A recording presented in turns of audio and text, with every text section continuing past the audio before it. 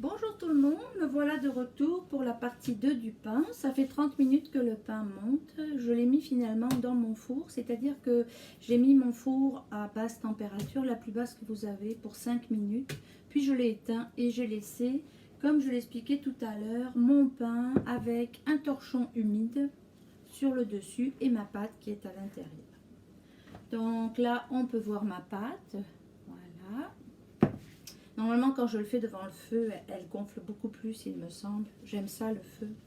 Je trouve qu'il n'y a pas de comparaison à la faire monter devant le feu. Mais bon, quand on n'a pas de feu, on fait avec. Donc voilà, on a la pâte. Ici, je vais aller mettre de la farine. J'utilise mon dessous Tupperware.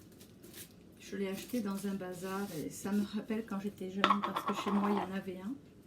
Donc, je vais juste aller mettre un peu de farine. Ici, vous voyez, j'ai un moule à baguette. Qui est quand même bien.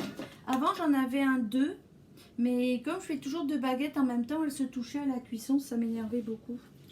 Donc j'avais 2, donc j'ai 2 à Montréal, puis là je me suis pris un 3. Voilà, donc là je mets un peu de gras toujours pour la protéger. C'est une grille que j'ai depuis longtemps puis qui n'a pas bougé. Puis je vais aller saupoudrer juste un peu de farine pour pas que mon pain colle sur le fond. Donc juste sur mon rack, on voit j'ai mis juste un peu de farine. En général ça colle pas. Donc je vais les faire sur les 2 bords extérieurs. Reculer un peu. Voilà. Donc je vais les faire sur les 2 bords extérieurs. Donc ça je vais le déplacer 2 minutes et je vais aller prendre ma pâte.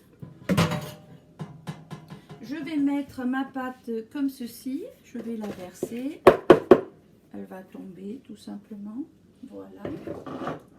Et là, je ne vais pas essayer de la travailler comme une pâte à pain, surtout pas. Je vais juste me mettre un peu de farine sur mes mains et je vais aller lui donner plus ou moins une forme de pain. On voit que là, elle est humide. Donc, moi j'ai l'habitude de la texture du pain. Je vais juste, voilà. On voit que je fais rien de bien extraordinaire. Je vais juste la mettre comme ça. Je vais aller chercher mon moule et je vais aller la transférer. Ce qui est très important, je n'ai pas mis, je ne sais pas si vous avez vu, je n'ai pas fait ma deuxième baguette parce que comme je ne l'ai pas fait en même temps, la pâte c'est 30 minutes, c'est pas plus que 30 minutes parce qu'après on perd tout, le pain ne monte plus. Donc c'est vraiment le temps, c'est vraiment important. Donc voilà, je vais aller la ranger ici. Je la mets pour que ça forme un pain quand même. Voilà. Je vais aller prendre un couteau et je vais aller faire mes marques. Je fais toujours des marques sur le dessus. Donc là, je vais aller faire mes marques. Tout à l'heure, j'ai dit que j'utilisais du psyllium. On peut utiliser aussi de la gomme de xanthane ou de la gomme de goire. Moi, je préfère le psyllium. Le psyllium, il a un pouvoir d'absorption qui est beaucoup plus grand. Si vous faites un test et que vous mettez un tout petit peu de psyllium dans un verre d'eau, vous allez voir, ça fait un gel. C'est comme 40 ou 50 fois son poids en absorption. Donc, il fait vraiment directement un gel très épais et il permet d'offrir une meilleure structure à mon pain. Mais si vous n'en avez pas, vous pouvez mettre de la gomme de xanthane ou de la gomme de goire. Là, voilà, le pain est terminé. Souvent, ce que je vais faire, c'est parce que là, j'ai mis mon four à chauffer. J'ai mis mon four à chauffer à 450. Ça va cuire 30 minutes à 450, puis 10 minutes à 350. Je suis en Fahrenheit, bien sûr.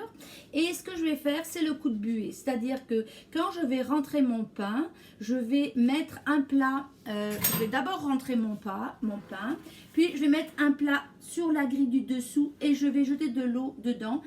L'eau avec la chaleur du four va se transformer directement en buée. C'est pour ça qu'on parle du coup de buée. Et c'est ce qui fait que mon pain va avoir une jolie croûte. Donc là, j'ai fini.